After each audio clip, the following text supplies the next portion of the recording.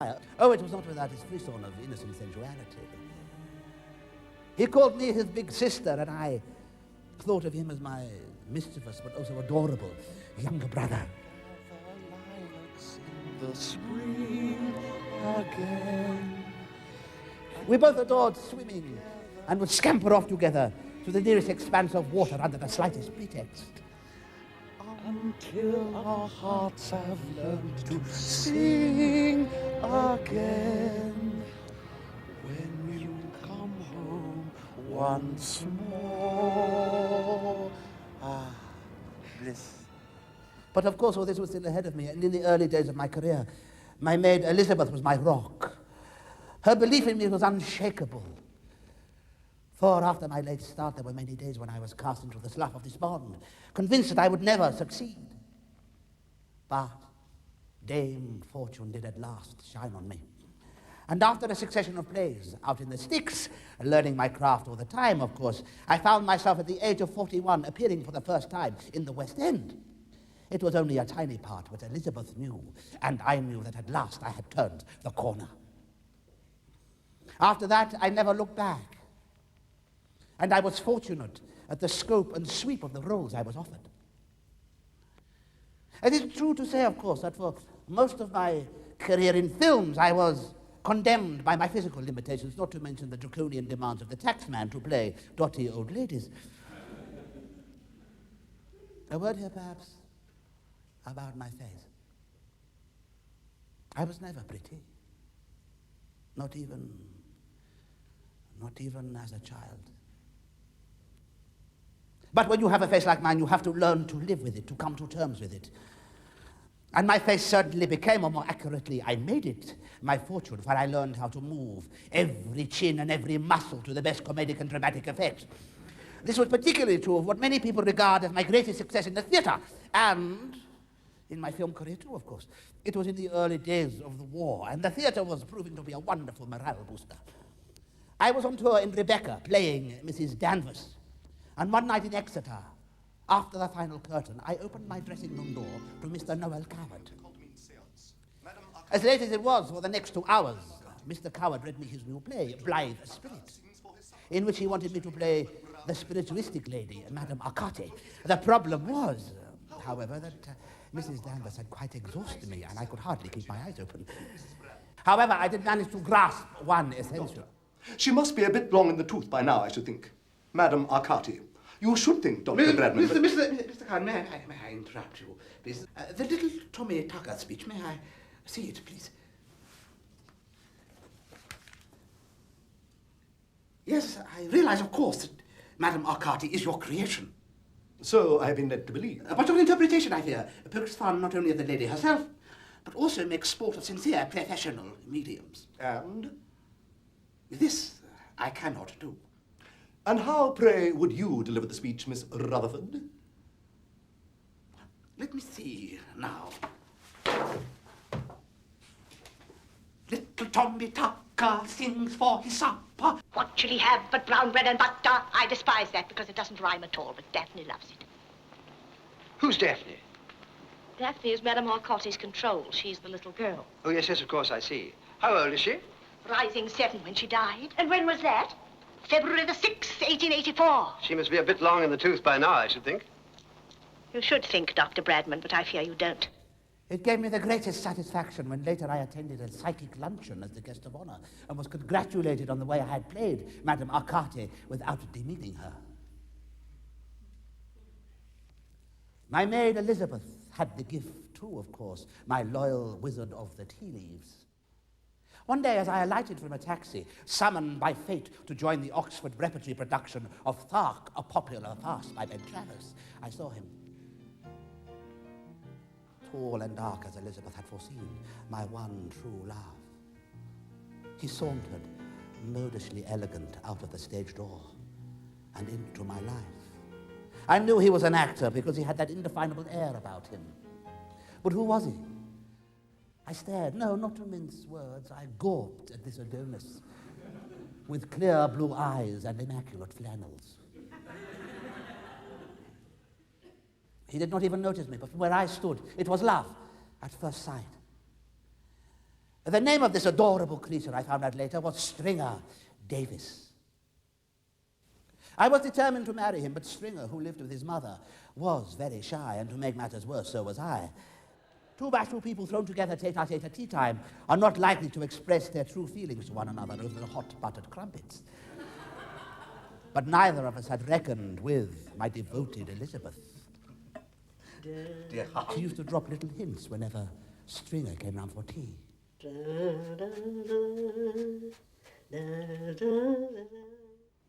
Stringer and I loved swimming together and revelled in long riverside walks and occasional sprints. And, like Ratty and Mole, simply adored messing about in boats. Green boat. They took some honey and plenty of money wrapped up in a £5 note. The owl looked up to the moon above and sang to a small guitar. Oh, beautiful pussy, oh pussy, my love. What a beautiful pussy you are, you are. What a beautiful pussy you are. I had him in the palm of my hand that day, like a golden delicious, ripe for the plucking. Or so I thought. However, to get Stringer Davis to the altar took the combined womanly wiles of Elizabeth and I 15 years. And when finally we got married, Stringer was 46, and at 53 I was in my prime. Our honeymoon was everything I ever hoped for. Stringer was the perfect lover, both passionate and gentle by turn, a veritable... Margaret. But he was. Remember Aunt Bessie. Tell the truth and shame the devil. The truth. Very well.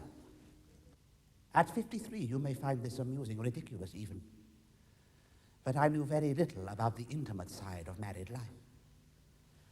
But who to consult? Aunt Bessie had gone, and although I loved him dearly, Ivor was hardly the appropriate authority. At last, in my desperation, I turned to my dear friend and professional stand-in, Grace Brooks, and what a bumper package of surprises she turned out to be.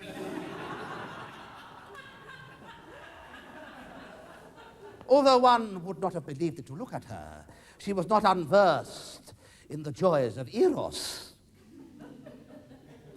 Some a touch recondite, to say the least. I think she was trying to spare my blushes when she employed the language of the exotic East, but I found it all so confusing and complicated. And when she started to talk about the conjunction of the yin and, well, there she had lost me completely, and I was totally confused. And then she hit upon the splendidly practical notion of making me a little drawing, explaining the relative positions of the yin and wang.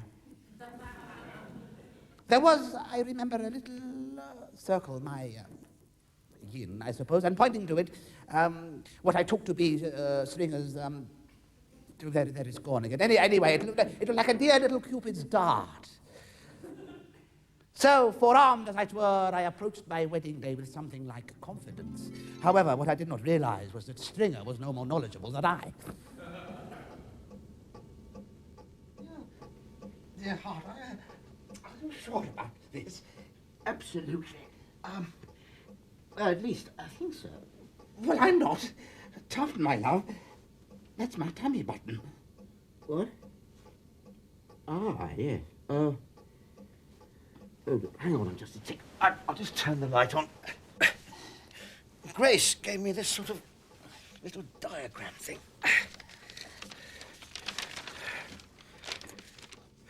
You may well laugh. I must admit I find it a little amusing from this position in time. Wang. To put it in its correct social perspective, remember, if I was alive today, I would be 100. And when I was a girl, or gel, as my father used to call me, these things simply were not discussed, no more than certain other things. Margaret. Yes, I will tell them in my own good time. Now.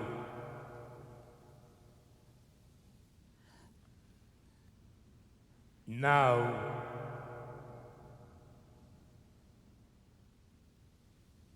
In my torment, I had closed the door in my soul. I know now that I should have opened that door if only to give comfort to others who thought they were alone in their own private hell. I have been called eccentric and dotty. I have been called a comic genius. And they say that the line between genius and madness is a fine one.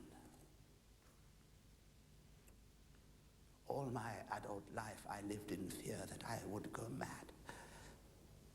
And God knows there was reason enough for reasons lost.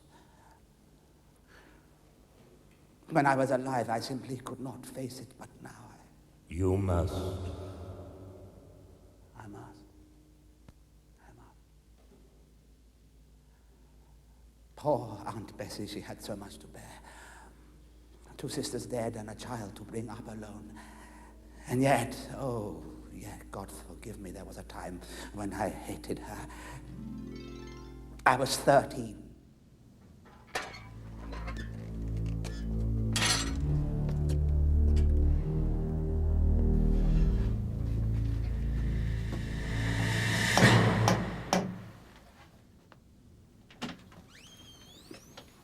Margaret, I brought a message for you.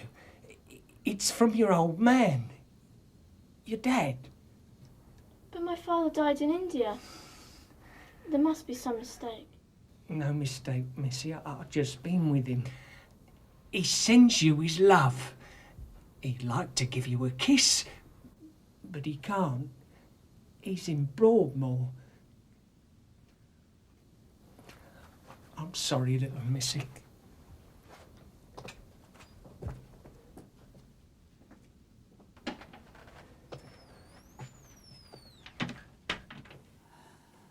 I was 13. Can you begin to imagine what that was like? My father was in an asylum for the criminally insane. They had to tell me everything they know, dear God. 9 years before I was born, my father killed a man. My father killed his father. He smashed his head to a pulp. It was like a nightmare musical joke. He did it with a Staffordshire chamber pot. He was, of course, insane. And they sent him to Broadmoor. Had he known what he had done? Did he know what he had done? One can only pray that he did not. What still seems incredible to me is that after a few years, he was discharged into the care of his brother, John. And soon after reunited with his wife, my mother, and it was during this period of remission, I suppose we could call it now, that I was born. Soon afterwards, we went to India. Until the age of 6, I was the happiest child in the world. I adored my parents. And I had my little white pony. And a new baby was on the way. Ah, then, sweet Jesus. My mother went out into the garden and hanged herself from a tree. When Aunt Bessie took me into her care, I was told that my father had gone to join my mother in heaven soon afterwards, and that his mortal remains were in the family vault. The truth was, however, that my mother's suicide had unhinged him, and he was readmitted to Broadmoor. I was never taken to see him, you know. Perhaps it was just as well. What would we have said to one another? I only hope that he knew that I loved him.